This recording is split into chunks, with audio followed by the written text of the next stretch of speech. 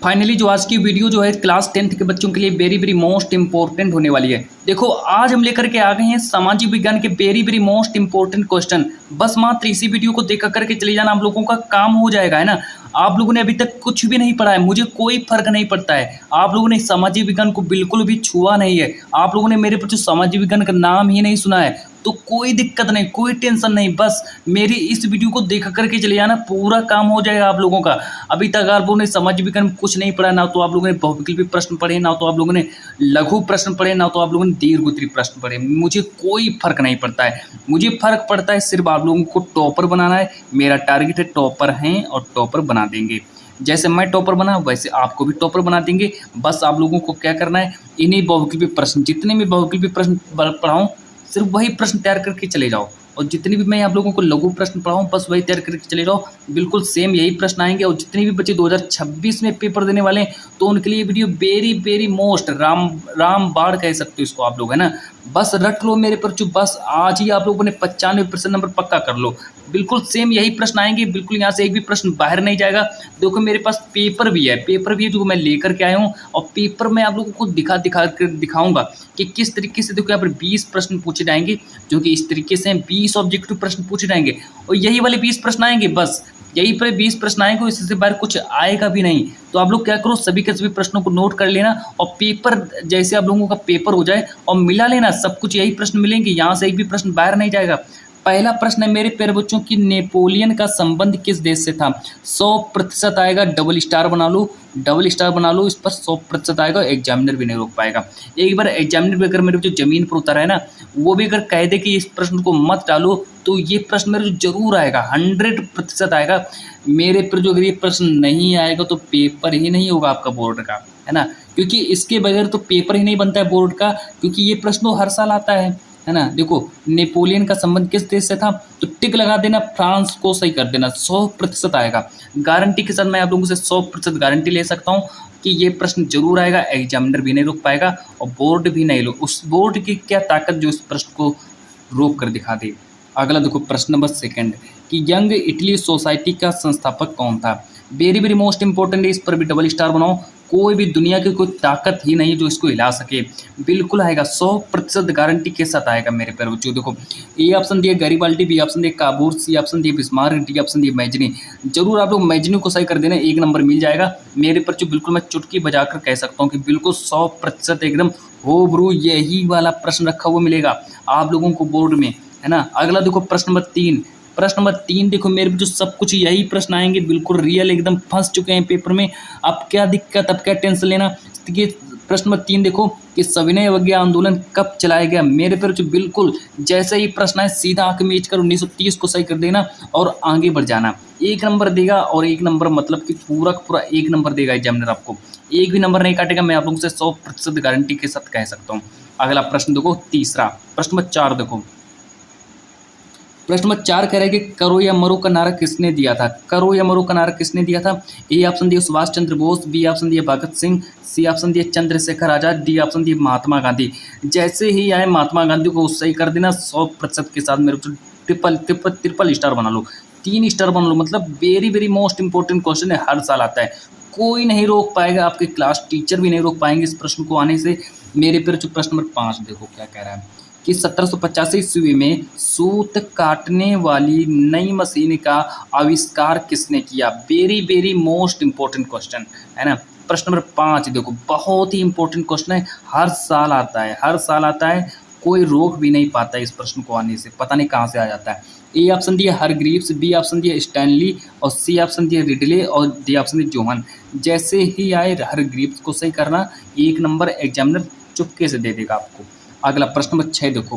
प्रश्न नंबर 6 करें कि समाचार पत्र जो हमारा केसरी है, इसका प्रकाशन किसने किया। समाचार पत्र जो केसरी है इसका प्रकाशन किसने किया था, तो इसको देखेंगे कि ए ऑप्शन दिया महात्मा गांधी, बी ऑप्शन दिया मदन मोहन मालवीय, सी ऑप्शन दिया बाल गंगाधर तिलक, डी ऑप्शन दिया प्रताप नारायण मिश्र। तो इसमें मेरे पर जो आप लोग बाल गंगाधर तिलक को सही कर देना। अगला देखो प्रश्न नंबर मेरा नेक्स्ट, प्रश्न नंबर मेरे पर जो अगला है, प्रश्न नंबर 7 के बारे में बात करते हैं। प्रश्न नंबर 7 देखो क्या कह रहा है कि लौह अयस्क किस प्रकार का संसाधन है? प्रश्न नंबर 7 है ना। तो ए ऑप्शन दिया नवीकरण योग्य संसाधन है, बी ऑप्शन दिए जैव संसाधन है, सी ऑप्शन दिए प्रवाह संसाधन है, डी ऑप्शन दिए अनवीकरण योग्य संसाधन है। बिल्कुल टिक कर देना, 4 ऑप्शन को छोड़ना नहीं, बिल्कुल इसको टिक कर देना और 1 नंबर अपना लेकर के आगे बढ़ जाना। अगला देखो प्रश्न नंबर 8। प्रश्न नंबर 8 कह रहा है कि निम्नलिखित में से किस प्रांत में सीढ़ीदार खेती की जाती है? तो कौन सा ऐसा प्रांत है जिस प्रांत में सीढ़ीदार खेती की जाती है? तो मेरे पर जो बिल्कुल आंख मीच करके आप लोग क्या करना, उत्तराखंड को सही कर देना। उत्तराखंड में सीढ़ीदार खेती की जाती है, बिल्कुल भूलना नहीं और इसको ही सही करके आना है आप लोगों को। उत्तराखंड को सही कर देना। अगला प्रश्न नंबर 9 देखो क्या कह रहा है। प्रश्न नंबर 9 तो मेरे पर जो बहुत ही इंपॉर्टेंट है, हर साल आता है। प्रश्न नंबर 9 कह रहा है कि अजैविक संसाधन में निम्न में से कौन शामिल है? अजैविक संसाधन में कौन शामिल है? भूमि, जल, मृदा, सभी। तो सभी शामिल होते हैं अजैविक संसाधन मेरे पर जो सभी शामिल होते हैं, कोई नहीं छूटा, कोई नहीं छूटता है, सब लोग शामिल होते हैं, है ना। तो सब लोग शामिल होते हैं, इस तरीके से याद कर लो, शॉर्ट ट्रिक से याद कर लो। अगला देखो प्रश्न नंबर 10 है कि निम्न में से किस राज्य में काली मिट्टी पाई जाती है? तो ए ऑप्शन दिए झारखंड, बी ऑप्शन दिए राजस्थान, सी ऑप्शन दिए गुजरात, डी ऑप्शन दिए बिहार। बिल्कुल गुजरात आप लोगों का सही हो जाएगा। काली मिट्टी जो होती है मेरे तरफ जो गुजरात में पाई जाती है, इस पर भी आप लोग डबल स्टार बना लो, जल्दी जल्दी से डबल स्टार बना लो, यही वाला आएगा 100% के साथ मैं कह सकता हूँ। और 10वें नंबर पर रखा होगा मेरे पर जो 10वां प्रश्न यही होगा कि निम्न में से किस राज्य में काली मिट्टी पाई जाती है? आप लोग देख लेना, आपका जो बोर्ड का जो पेपर होगा 10वें नंबर पर यही वाला प्रश्न होगा, बिल्कुल एकदम क्लियर है। अगला देखो प्रश्न नंबर 11। प्रश्न नंबर 11 देखो, प्रश्न नंबर 11 कह रहा है कि देश के किन 2 राज्यों में जल की कमी रहती है? तो ए ऑप्शन दिए उड़ीसा और छत्तीसगढ़, बी ऑप्शन दिए राजस्थान और गुजरात, सी ऑप्शन दिए बंगाल और झारखंड, डी ऑप्शन दिए बिहार और सिक्किम। तो इसका राइट आंसर हो जाएगा राजस्थान और गुजरात को सही कर देना। एक नंबर आपको एग्जामिनर दे देगा, बिल्कुल ऐसे देगा, आप लोगों को पता भी नहीं चलेगा, आप लोगों को 1 नंबर मिल जाएगा, है ना। आप लोग भी कहेंगे कि मैंने को कुछ पढ़ा भी नहीं और मुझे इतने सारे नंबर कैसे मिल गए। वो स्टूडेंट आप लोग मेरी वीडियो देख रहे हो ना। अगला देखो प्रश्न नंबर 12 कि निम्न में से कौन सा एक मोटा अनाज नहीं है? आप बताएं कि मोटा अनाज कौन सा नहीं है? तो बिल्कुल एकदम मक्का जो होता है मोटा अनाज नहीं होता है, वो बिल्कुल मक्का जो होता है पतला पतला मक्का होता है, लेकिन बाजरा मोटा अनाज होता है, ज्वार, रागी सब मोटे मोटे अनाज होते हैं, लेकिन हमसे पूछा गया कि मोटा अनाज नहीं है तो मक्का हो जाएगा। अगला देखो प्रश्न नंबर 13। प्रश्न नंबर 13 देखो, प्रश्न नंबर 13 कह रहा है कि वह रेशेदार फसल जिसे सुनहरा रेशा कहते हैं। बिल्कुल रियल, एकदम 100% आने वाला प्रश्न है ना, 100%। कोई भी एग्जामिनर भी एक बार जमीन पर उतरे वो भी नहीं रोक पाएगा। अगला देखो प्रश्न नंबर मेरा 14। प्रश्न नंबर 14 कह रहा है कि निम्न में से कौन सी रबी की फसल है? निम्न में से कौन सी रबी की फसल है? ए ऑप्शन दिए धान, बी ऑप्शन दिए गेहूं, सी ऑप्शन दिए बाजरा, डी ऑप्शन मक्का। तो हमसे पूछा गया कि रबी की फसल कौन सी हो जाएगी, तो मेरे पर जो गेहूं को सही कर देना, 1 नंबर मिल जाएगा, चुटकी से 1 नंबर। यहाँ से आप लोगों का स्कोर पहुंचा 14 नंबर। तो 14 नंबर आपके बिल्कुल पक्के हो गए, मान लो कि 14 नंबर बिल्कुल अपने आप झोली में डाल लो, बिल्कुल पक्के हो गए आपके, एक भी नंबर नहीं कटने वाला है। प्रश्न नंबर 15 देखो कि भारत का सबसे पुराना तेल उत्पादक राज्य में आप लोग असम को सही कर देना। असम ही देखो, हर साल असम ही आता है, तो असम जहाँ पे दिख जाए असम को सही कर देना, बिल्कुल असम को सही करेंगे।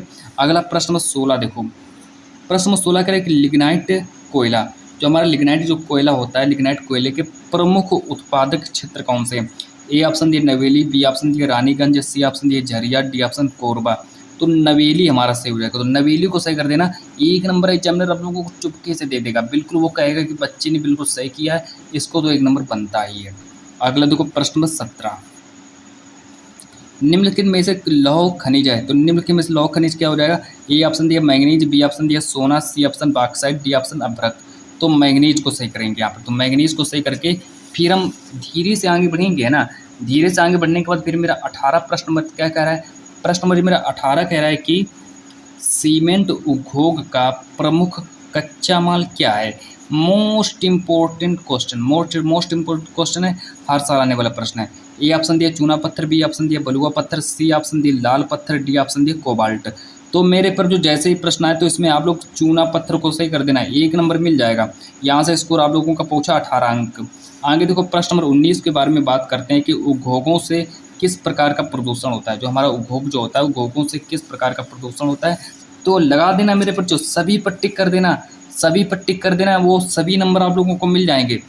वायु और ध्वनि प्रदूषण, जल प्रदूषण, भूमि प्रदूषण, प्रश्न पूछा गया घोंघों से किस प्रकार का प्रदूषण होता है, तो चारों के चारों ऑप्शनों को सही हो जाएंगे, मतलब सभी ऑप्शन आपका सही हो जाएगा। अगला देखो प्रश्न नंबर 20, देखो क्या कह रहा है हमसे। प्रश्न नंबर 20 हमसे कह रहा है कि निम्नलिखित में से किसमें भारत में महिलाओं के लिए 1/3 सीटें आरक्षित हैं, मतलब महिलाओं के लिए किसमें 1/3 सीटें आरक्षित की गई हैं। तो पंचायत को सही कर देना, पंचायत एकदम राइट आंसर हो जाएगा। अब यहाँ से मेरे पर जो बस यही वाले 30 प्रश्न पढ़ करके चले जाना, यही 20 प्रश्न आएंगे, बस इससे बाहर कुछ आएगा नहीं, बिल्कुल यही वाले प्रश्न आएंगे, रियल हुबरू यही वाले प्रश्न आप लोगों को बोर्ड पेपर में रखे हुए मिलेंगे। आगे देखो क्या कह रहा है, लघु उत्तरीय प्रश्न।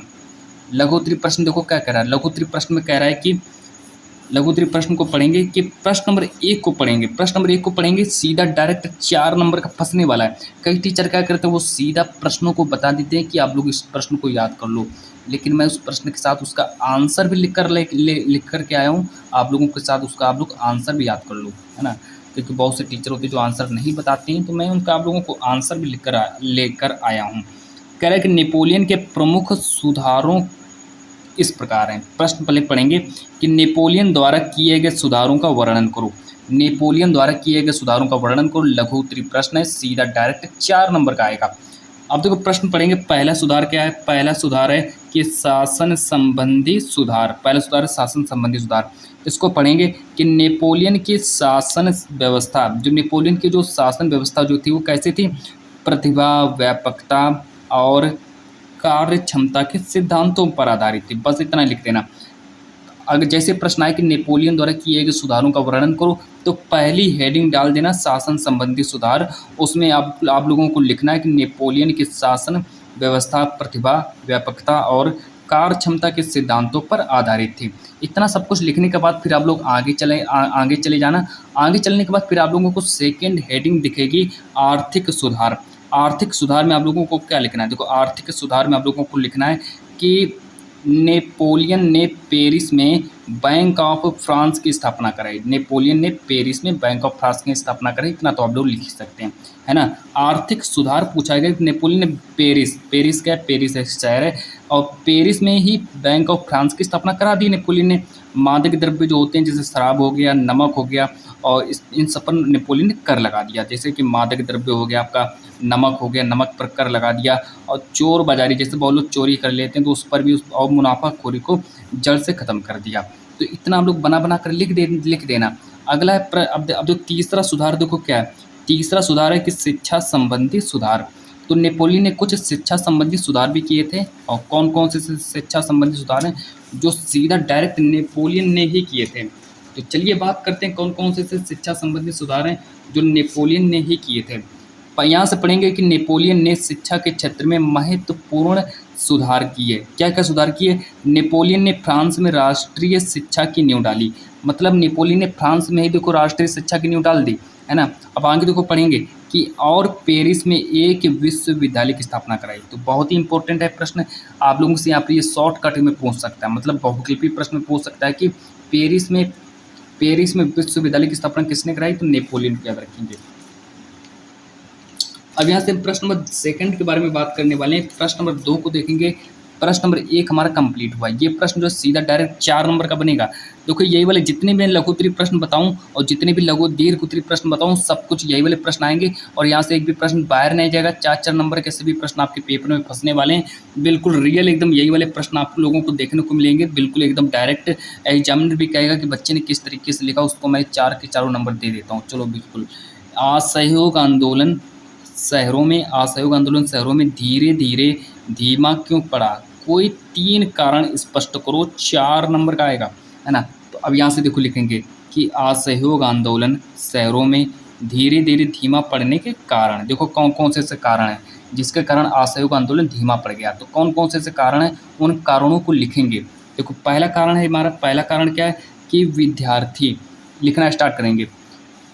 पहला कारण देखो क्या है, पहला कारण हम पढ़ेंगे यहाँ से। पहला कारण कि विद्यार्थी और जो शिक्षक हैं, विद्यार्थी और शिक्षक सरकारी स्कूलों में लौटने लगे। जितने विद्यार्थी थे, शिक्षक थे, वो क्या करने होने लगे, तो सरकारी स्कूलों में लौटने लगे, है ना।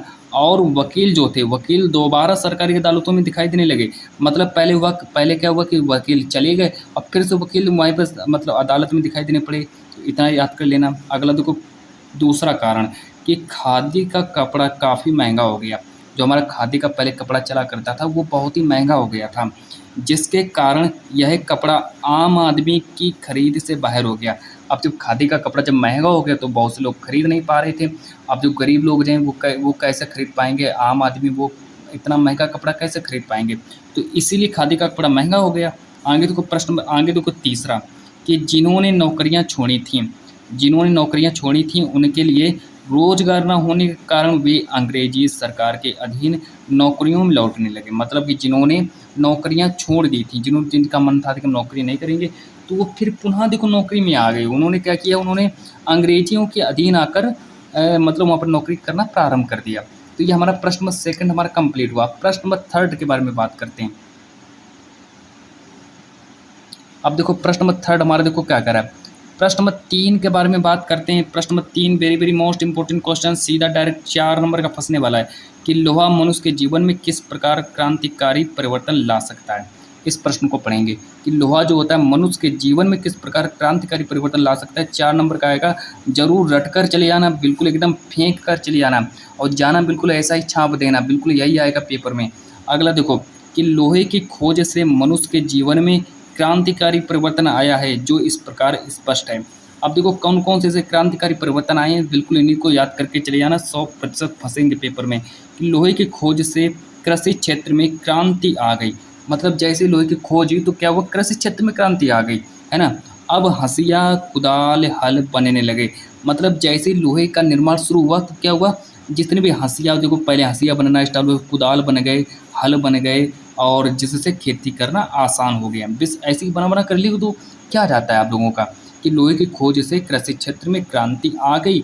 अब हंसिया कुदाल हल बनने लगे जिससे खेती करना आसान हो गया। इतना तो आप लोग लिख ही सकते हो, है ना। प्रश्न को नोट कर लिया होगा। प्रश्न कह रहे कि लोहा मनुष्य के जीवन में किस प्रकार क्रांतिकारी परिवर्तन ला सकता है। अब इसमें से क्या करना है, पहला लिखना है कि लोहे की खोज से कृषि क्षेत्र में क्रांति आ गई। अब हंसिया कुदाल हल बनने लगे जिससे खेती करना आसान हो गया। आगे देखो सेकंड पढ़ेंगे, दूसरा कारण। दूसरी कौन सी क्रांति आई, तो दूसरी क्रांति पढ़ेंगे कि लोहे की खोज से अनेक उद्योग धंधों का विकास हुआ। मतलब लोहे की जैसे खोज हुई तो अनेक उद्योग धंधों का विकास होने लगा। कौन कौन से विकास हुआ है, देखो धातु के कारीगरों ने ऐसे औजारों का निर्माण किया जिनसे बुनना चमड़ा रंगना आसान हो गया। मतलब कि चमड़ा बहुत से ऐसे फायदे हुए। लोहे की खोज से उनके उद्योग धंधों का विकास हुआ। धातु के कारीगरों ने ऐसे औजारों का निर्माण किया जिनसे बुनना चमड़ा रंगना आसान हो गया। अगला देखो तीसरा देखो कारण क्या है कि लोहे की खोज के कारण हथियारों का निर्माण जिससे विशाल साम्राज्यों की स्थापना हो सकी। ये हमारा तीसरा कारण हो गया। जैसे लोहे की खोज हुई तो उससे क्या हुआ, हमने बड़े बड़े हथियार बनाने स्टार्ट कर दिए, बड़े बड़े हथियार हमने बनाना निर्माण कर दिया। अब जैसे हमारे बड़े बड़े हथियार बनना स्टार्ट हो गए तो हमने एक विशाल साम्राज्य की स्थापना भी कर दी, है ना। अब पांचवा कारण देखो, लोहे की खोज के कारण जहाज़ों का निर्माण आसान हो गया। मतलब जैसे हमने लोहे की खोज की तो उससे हमने देखो जहाज़ों को बनाना स्टार्ट कर दिया। मतलब जहाज़ों में कई कई जगहों पर लोहे की आवश्यकता होती है, तो हमने जैसे ही मतलब लोहे की जैसे हमने खोज की तो हमने क्या किया, हमने जहाज़ों के निर्माण में भी उनका योगदान देना स्टार्ट कर दिया। तो चलिए स्टूडेंट, यहाँ पर हमने आप लोगों को बताया very very most important question जो बिल्कुल एकदम रियल एकदम फंसने वाले हैं। बिल्कुल 100% मेरे जो बस इन्हीं को तैयार करके चले जाना और यही सब कुछ आएंगे। बिल्कुल कोई टेंशन लेने की बात नहीं है, बिल्कुल एकदम रियल एकदम बिल्कुल छपा हुआ मिल जाएगा। 100% गारंटी के साथ मैं आप लोगों से कह सकता हूँ कि लघु उत्तरीय प्रश्न यही वाले आएंगे, सब कुछ यही आएगा। तो अगली वीडियो में मैं आप लोगों को और इम्पोर्टेंट क्वेश्चन लेकर के आऊँगा। और जब तक के लिए आप लोग इतने ही प्रश्नों को तैयार करो। मिलते हैं जब तक के नेक्स्ट वीडियो के साथ।